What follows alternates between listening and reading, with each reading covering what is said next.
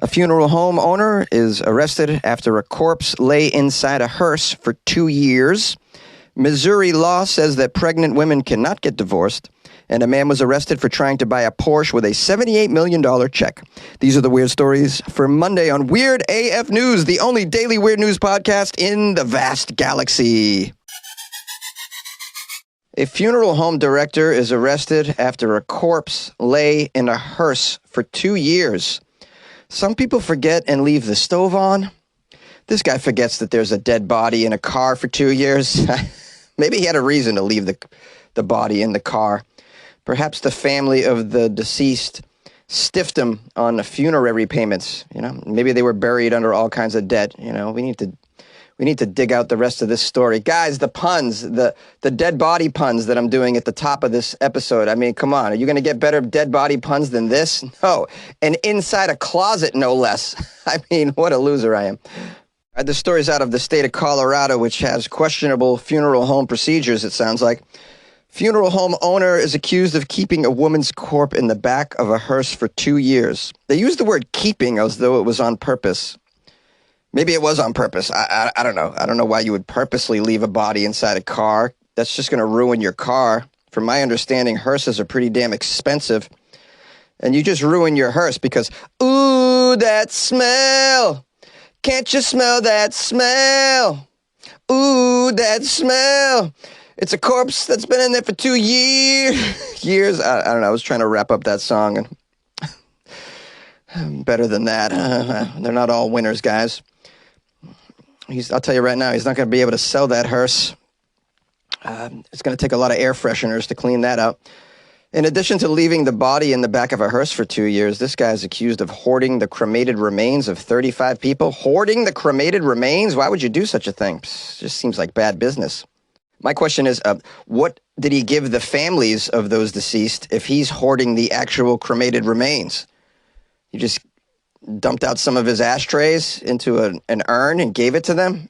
This guy's shady. Miles Harford is his name. 33-year-old. In his mugshot, he's smiling the smile of a psychopath. Are we sure that this is all he did with the bodies? He has the smile of someone who did more than this to the bodies. I'm going to keep reading, but I'm afraid to do so. This is the latest allegation of misconduct by Colorado funeral home owners. There's been a bunch of them, apparently. I guess the key takeaway here is don't die in Colorado if you can avoid it. They've discovered a string of misconduct by funeral home owners that includes the discovery of nearly 200 decomposing bodies in a bug-infested funeral home facility last year. I believe I covered that on the podcast.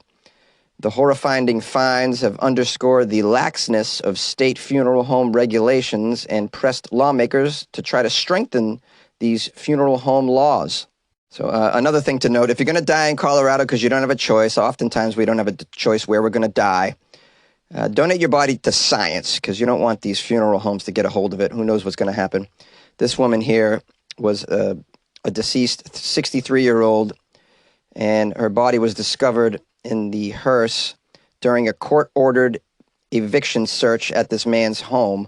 While searching the property, police opened the door of the hearse to a foul odor, seeing the outline of the human body seemingly strapped to the gurney and covered by blankets, according to the arrest affidavit. In addition, as I said earlier, they discovered hoarded cremains, which appear to be those of individuals who died from 2012 to 2021. The funeral home has been closed since September of 2022. That explains why the corpse has been in there for 2 years. A warrant lists potential charges of abuse of a corpse, forgery of the death certificate, and theft of the money paid for the woman's cremation. This guy was just pocketing the money and bouncing from his funeral home operation. What a POS, guys. POS, you know what that stands for? It stands for a piece of skata, for those of you who speak Greek. Any Greek listeners? Authorities were able to establish the identity of 18 of the individual cremains, thankfully. Police also discovered online reviews of the funeral home with a number of complaints. Families cited poor communication from the funeral home in giving back the remains of their loved ones. One family said they received ashes in an urn labeled with the wrong name. So there were some red flags on this particular funeral home, but it sounds like in Colorado, it's tough to crack down on such operations.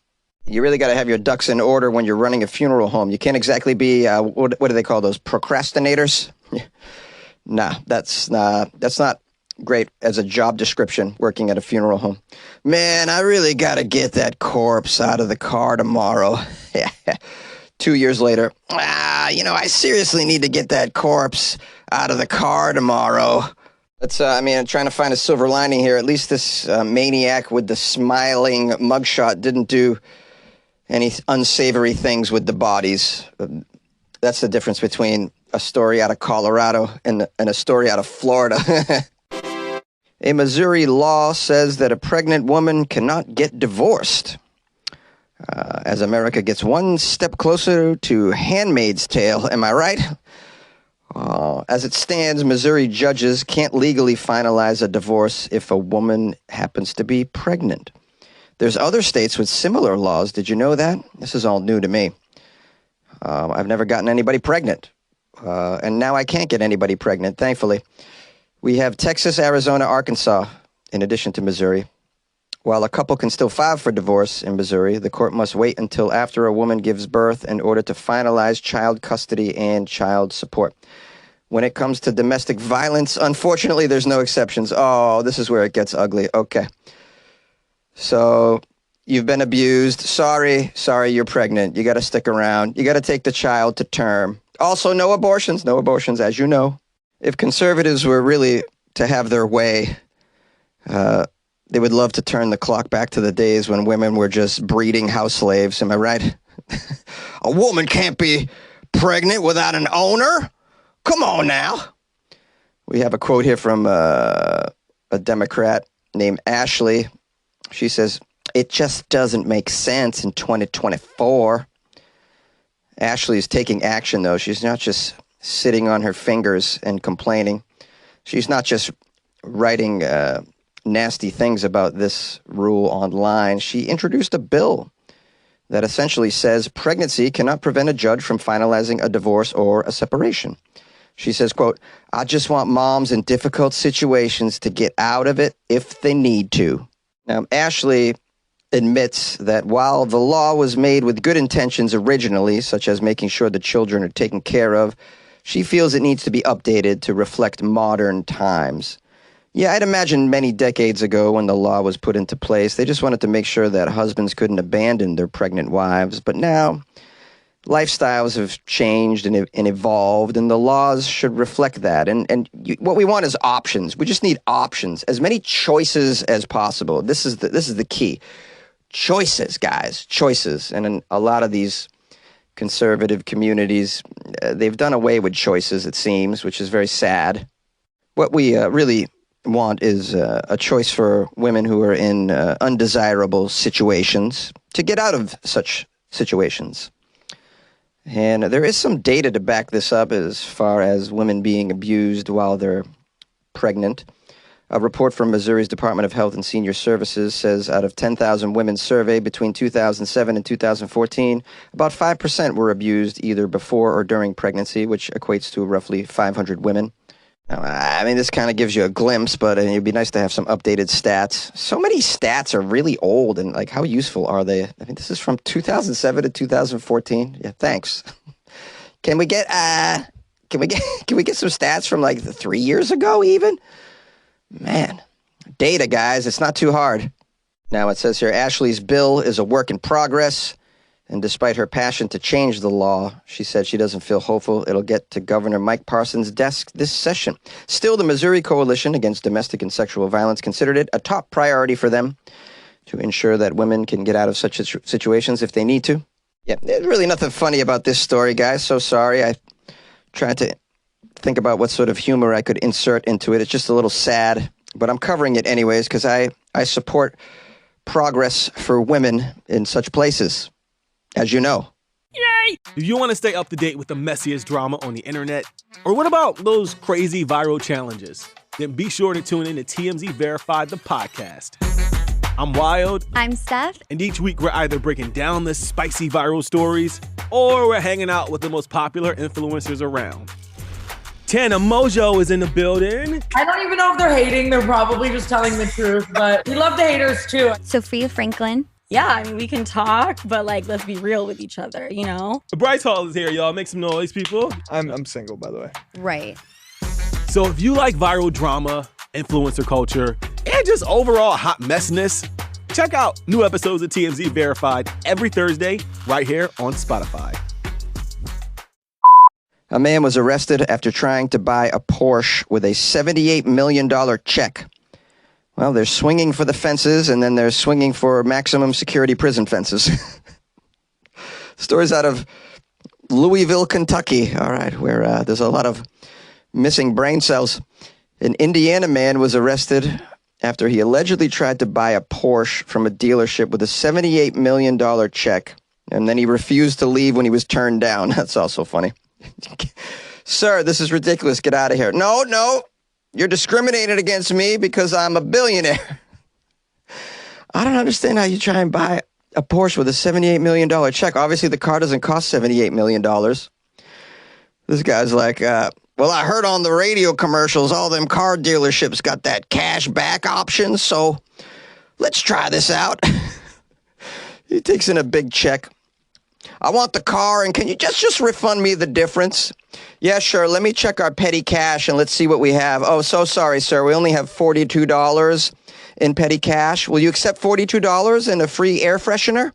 Who's this moron? It's Connor James Litka, age 21, of Bloomington, Indiana. He walked into the St. Matthews Porsche dealership with a $78 million check in hopes of buying a new Porsche.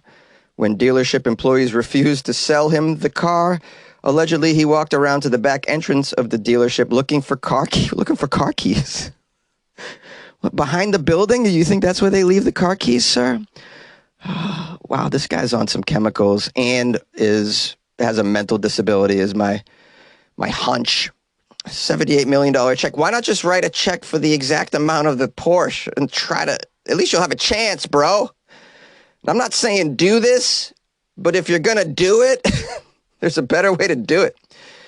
It says here, Connor refused to leave until the dealership sold him the Porsche. Scared that he might do something reckless, employees called the police and he was arrested. I don't know what he expected. It says here, through the investigation, the police found that Connor had attempted a similar thing the day before at a Land Rover dealership. He allegedly tried to buy a Land Rover with a $12 million check. Oh, the $12 million check didn't work. He's like, you know what? Maybe I got to write a bigger check. It's more believable if I come in with $78 million. Then they'll really respect me. Did he try telling them that he was a Saudi prince without a bank account? Trying to buy these cars that don't even cost $1 million with multi-million-dollar checks. This just sounds like the plot of a Trailer Park Boys episode, doesn't it? Now, our brilliant boy Connor is facing 1 count of criminal trespass and 1 count of disorderly conduct only. Wow, no charges in the fraud area, which I thought I would see. I guess because he didn't pull it off. I'm wondering, did they check his balance? Maybe. I mean, we're prejudging this boy, but maybe he does have $78 million in the checking account.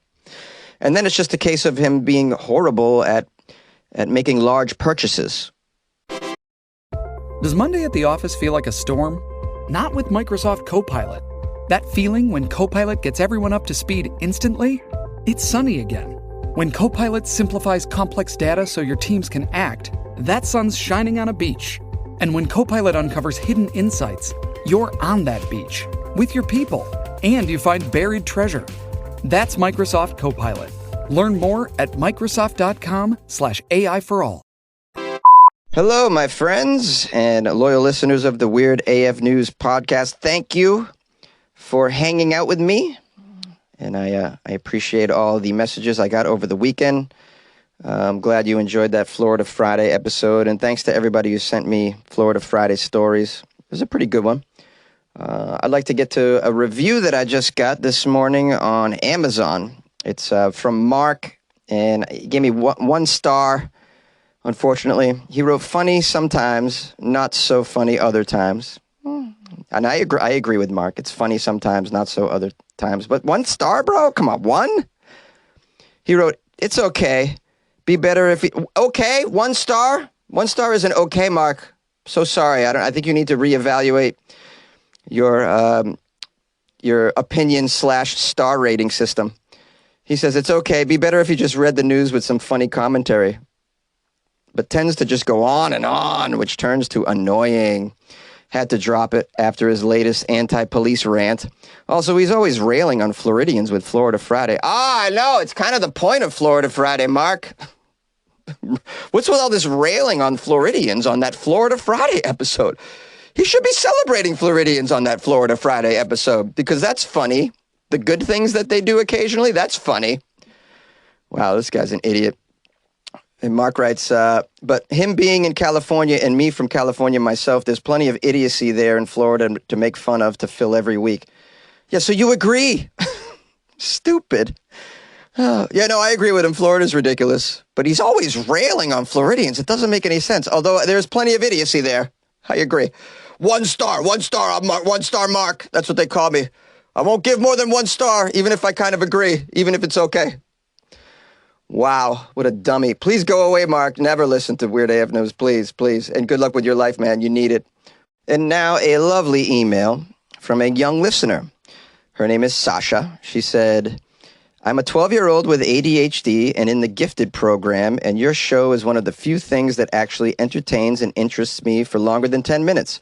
I found your show while I was looking through the options of podcasts on my phone's morning routine, and I already know that every morning I'm going to wake up and listen to this." Well, now you get to listen to a shout out to you, Sasha, for writing me this amazing email. It is so sweet, and it really made me smile. I just want to thank you for reaching out to me. This made me feel good. This is why I do the podcast, man.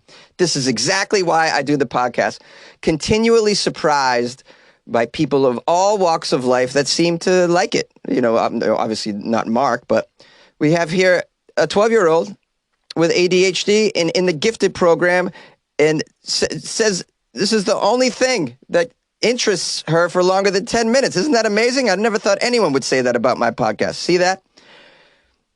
That's great. I'm just so grateful. So thank you so much, Sasha, for taking the time to write that. I'm constantly surprised when I learn that the youth enjoy my podcast. So that's really cool. And I so appreciate that. If you guys want to email me, it's funnyjones@gmail.com. I'd love it if you said something nice to offset the negative reviews that I get. And please, if you want to leave a review, it would be awesome. Go to Amazon. You can leave a review there. Most people have an Amazon account. Just do a search for Weird AF News. You can also leave a review on Apple Podcasts. And on Spotify, you can give it a thumbs up. You can't really write a review, but just give it a thumbs up. It only takes a second. Like, it really only takes a second to just click the thumbs up button. So, and that's really helpful. So thank you so much. Appreciate it. If you'd like to call the show because you have an opinion on some of the segments I did today, the number 646-450-2012. I'd love to hear from my listeners. If you want to support the show, go to weirdafnews.com where you can buy Jonesy a cup of coffee, or you can join the Patreon as well. That's a great way to support the show. All right, I appreciate all of you, and I'll see you tomorrow. Good luck with your life, man. Yeah, good luck with your life.